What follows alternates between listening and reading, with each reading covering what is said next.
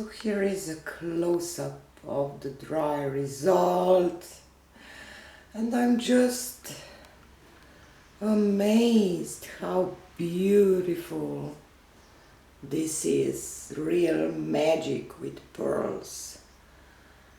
And you see this Payne's Gray dry, almost black, but kind of like more to use Payne's Gray than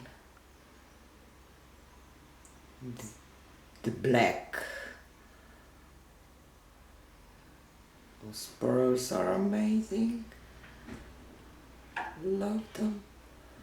Love, love, love them. And you can see all of them. You can see yellow, green, violet and red. Just amazing.